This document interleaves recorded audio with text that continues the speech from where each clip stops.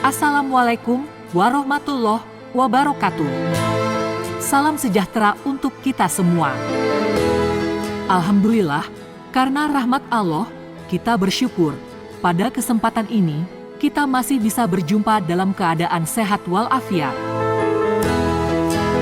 Sebelum lanjut pada pembahasan kali ini, untuk menghindari salah paham, silahkan Anda simak video ini sampai selesai. Dan bila ada hal-hal yang perlu Anda sampaikan, silahkan tulis pesan Anda di kolom komentar video ini.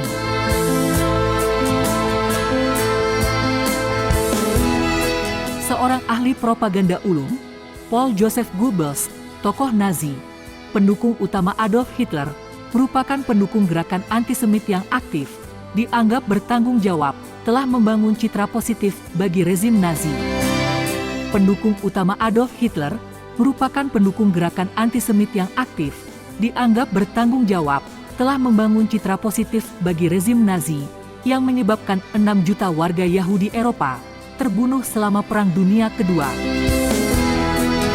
Paul Joseph, seorang pakar propaganda yang mempopulerkan frasa Argentum et Naucem, atau lebih dikenal sebagai teknik Big Lie, teknik kebohongan besar. Prinsip dari teknik kebohongan besar ini adalah menyebarluaskan pernyataan dan berita bohong melalui media massa sebanyak mungkin dan sesering mungkin, sehingga di kemudian hari, kebohongan tersebut dianggap sebagai suatu kebenaran. Beberapa tahun belakangan ini, di negeri kita Indonesia, juga tak sepi dari propaganda-propaganda teknik semacam ini. Seperti frasa, PKI bangkit lagi, kriminalisasi ulama, rakyat makin susah, rezim antek asing dan aseng, pemerintah meminggirkan umat Islam, dan seterusnya. Dengan tebaran fitnah begitu masif ditodongkan kepada pemerintah oleh kelompok pecundang yang kecewa dan sakit hati setelah kalah dalam pergulatan politik tanah air, terutama kelompok-kelompok ekstrim yang berafiliasi dengan partai-partai politik yang menunggangi mereka.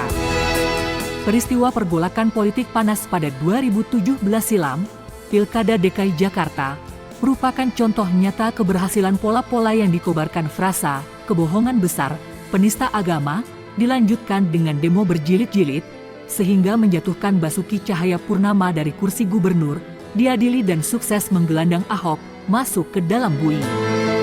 Peristiwa itu hingga kini meninggalkan polarisasi perpecahan di tengah-tengah masyarakat Indonesia. Begitu pula propaganda zaman kolonial yang dilakukan penjajah Belanda terhadap bangsa Nusantara juga memanfaatkan teknik Big Lie, teknik kebohongan besar, untuk mengelabuhi dan melemahkan, serta menghancurkan kekuatan umat Islam dan bangsa Nusantara.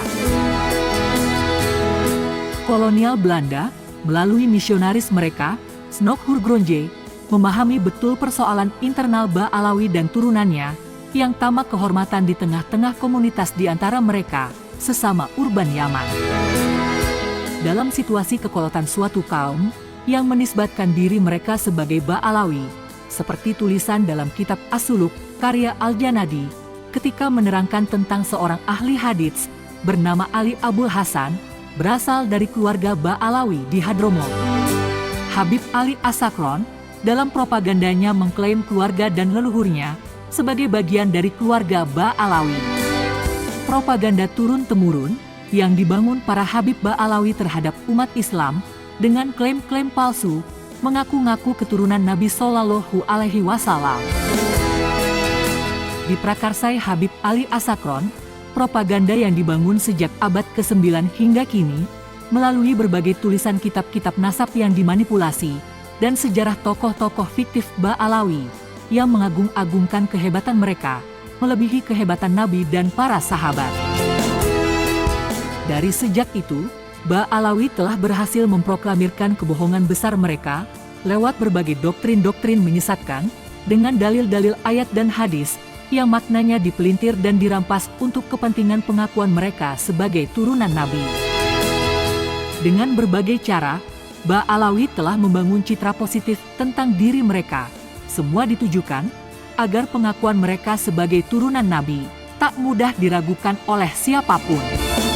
Dengan demikian, kehormatan dan kemuliaan mereka dapat terbangun dengan kokoh, dan umat Islam senantiasa hormat serta tunduk kepada pengakuan palsu, sehingga Ba'alawi dan turunannya dimudahkan dalam mencari penghidupan dan kehidupan, walaupun lewat cara-cara kotor, dengan mengatasnamakan keturunan Nabi.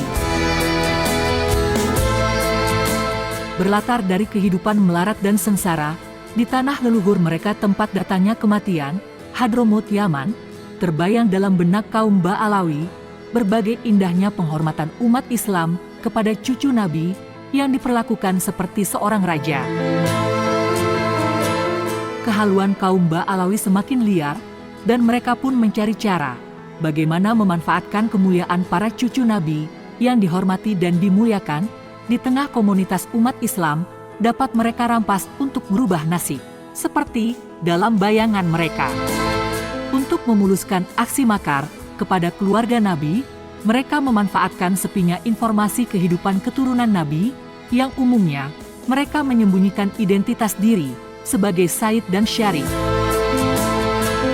Para Sayyid dan Syarif umumnya mereka hanya berdakwah dengan cara berasimilasi dengan penduduk di mana mereka tinggal, dan mereka sangat menjaga agar identitas mereka tak diketahui sebagai keturunan Nabi. Tetapi, sejak sepeninggalnya Ahmad bin Isa An-Naqib pada abad ke-4, lalu akhir abad ke-9, tiba-tiba muncul seorang Abu Bakar As-Sakron yang menisbatkan dirinya dari Ba'alawi, menyusun propaganda, persis seperti Paul Joseph Goebbels, tokoh Nazi, pakar propaganda yang populer dengan teknik kebohongan besarnya, untuk dapat membangun citra positif bagi rezim Nazi, yang berhasil memusnahkan lebih dari 6.000 orang Yahudi. Ali bin Abu Bakar As-Sakron dalam propagandanya menyebutkan Alwi sebagai anak dari Abdullah bin Ahmad bin Isa bin Muhammad An-Naqib. Ia menggiring opini publik dengan asumsi bahwa Ubaid adalah sama dengan Abdullah bin Ahmad bin Isa bin Muhammad An-Naqib yang kemudian disebut-sebut dan ditulis di berbagai kitab seperti kitab As-Suluk karya Al-Jundi.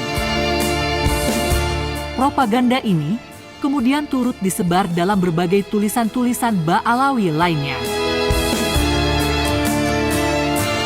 Keberhasilan Ali bin Abu Bakar As-Sakron dalam mencantolkan nasab Ba'alawi ke dalam silsilah turunan Nabi adalah awal tipu muslihat yang berhasil menggembos dan merampas kemuliaan keluarga Nabi lewat pola-pola membangun citra sebagai keturunan Nabi. Dengan melakukan berbagai doktrin sesat berdasarkan dalil-dalil ayat dan hadis yang maknanya dipelintir, lalu diungkapkan secara berulang dalam setiap kesempatan, siasat ini adalah tahapan propaganda berikutnya untuk menguatkan keyakinan umat Islam atas asumsi-asumsi yang telah mereka bangun. Selain itu, kaum Ba'alawi juga banyak membangun cerita-cerita hurufat tentang kehebatan tokoh mereka yang diduga fiktif karena tidak dapat diverifikasi kebenarannya. Cerita-cerita itu sengaja dikarang untuk mengesankan bahwa mereka berasal dari turunan mulia. Cerita-cerita fiktif itu telah berdampak besar pengaruhnya terhadap keimanan umat Islam, sebab pengaruh doktrin-doktrin yang menggeser pemahaman umat Islam mempersepsikan makam sebagai tempat mencari karomah, bukan tempat bermuhasabah atas kematian. Wabah penyakit menular dari Hadramaut Yaman yang ditebar Ba'alawi ke berbagai tempat adalah virus yang sanggup mematikan, merusak akal sehat dan keimanan siapapun yang berintegrasi dengan Ba'alawi. Ancaman virus ini terbukti telah banyak menular kepada umat Islam, terutama orang-orang bodoh yang tak menggunakan akal sehatnya, yang pasrah begitu saja saat terjebak dalam wabah doktrin, membuat umat Islam tak berdaya, merasa was-was akan kualat kepada Nabi. Dari pola-pola propaganda di atas, kaum Ba'alawi hingga abad ini telah berhasil membangun impian kehidupan nyaman dan mudah di atas kebohongan besar tanpa harus berusaha keras. Ba'alawi, mereka hanyalah penyamun bukanlah manusia-manusia suci yang patut dihormati, manusia-manusia laknat, perampas kemuliaan para keturunan Nabi. Tidak seperti para wali songo, yang telah mengajarkan banyak tentang hakikat bagaimana berislam dengan benar, menjadi seorang muslim sejati, yang menghendaki Islam sebagai agama salamah, keselamatan, sebagai rahmat bagi seluruh alam. Ba'alawi tidak peduli dengan ajaran syariat yang dibawa Nabi, sebab bukan itu tujuannya.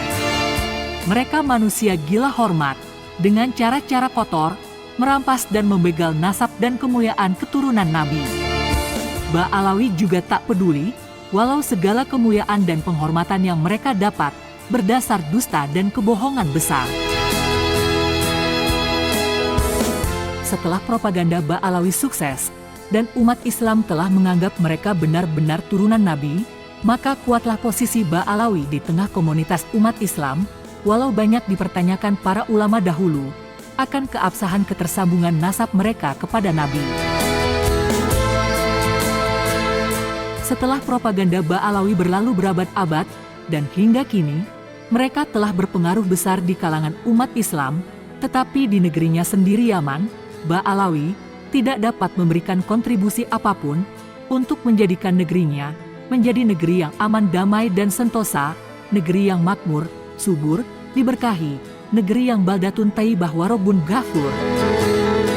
Maka pantaslah bila negerinya sendiri justru menganggap Ba'alawi hanya menjadi beban yang menimbulkan rasa saling mencurigai dan saling berperang di antara mereka sendiri. Dengan kondisi melarat, dialami kebanyakan Ba'alawi serta penduduk Yaman, dan memasuki zaman penjajahan Belanda di timur jauh, penjajah Belanda menampung dan mengangkut orang-orang Yaman sebagai kaum urban untuk bekerja kepada Belanda. Sementara di tanah Nusantara, dengan agama mayoritas Muslim yang telah dibawa oleh para wali songo pada abad-abad sebelumnya, penjajah Belanda terkendala dengan kekuatan umat Islam Nusantara yang mempertahankan tanah air. Untuk itu, kepiawaian Belanda mencari cara melemahkan umat Islam Nusantara. Belanda memanfaatkan propaganda kalangan Ba'alawi dan turunannya yang mengaku sebagai turunan Nabi. Mereka diistimewakan dan diberi tempat dengan mengangkat Utsman bin Yahya sebagai mufti Batavia. Lewat fatwa-fatwa sesat Utsman bin Yahya yang mengharamkan perjuangan umat Islam memberontak, Belanda pun kemudian berhasil meruntuhkan benteng yang sebelumnya tak dapat ditembus oleh mereka. Bagi Ba'alawi dan turunannya, dari sejak kedatangan mereka ke tanah Nusantara melalui penjajah Belanda, lebih-lebih, tanah Nusantara dengan mayoritas Muslim tentu sangat menguntungkan bagi Ba'alawi. Mereka menjalankan pola-pola licik, mencari celah untuk memperkuat posisi mereka sebagai manusia termulia yang harus dihormati. Mereka tahu persis, Islam telah tersebar di Nusantara dari sejak lama, jauh sebelum kedatangan mereka. Wali Songo sebagai tokoh penting kebangkitan Islam di Timur, telah banyak memberi pengaruh di tengah-tengah umat Islam, bahkan jauh ke mancanegara. Islam di Nusantara disebarkan dan dibesarkan dari sejak abad ke-7 Masehi, melalui para pedagang Muslim dari Arab, Persia dan India, berdatangan untuk berniaga di tanah Nusantara. Ba'alawi bekerja sama dengan Belanda, bagaimana cara mereka melenyapkan berbagai peran penting para tokoh, para kiai pribumi. Dari itu, dalam berbagai panggung dan mimbar-mimbar, mereka tak lepas dari propaganda-propaganda sesat, dengan mengungkapkan kisah tokoh-tokoh mereka secara berlebihan. Semua itu dimaksudkan untuk menanamkan doktrin-doktrin kepada umat Islam di Nusantara, agar Ba'alawi dan turunannya terkesan sebagai manusia-manusia hebat, yang layak dihormati dan diakui sebagai turunan Nabi. Cerita halu yang tak asing di telinga kita, bahwa Indonesia milik ulama Tarim. Menurut mereka, di Tarim, terdapat 300 mufti yang diceritakan dalam kitab Al-Burqatul Musyikoh karangan Habib Ali As-Sakron, halaman 117-118, yang dikritisi oleh kalangan mereka sendiri, Abdurrahman bin Ubaidillah As-Sagaf, yang menyatakan hal itu, sudah menjadi tradisi bagi Ba'alawi yang selalu berlebih-lebihan dalam menceritakan kisah atau memuji tokoh moyang mereka.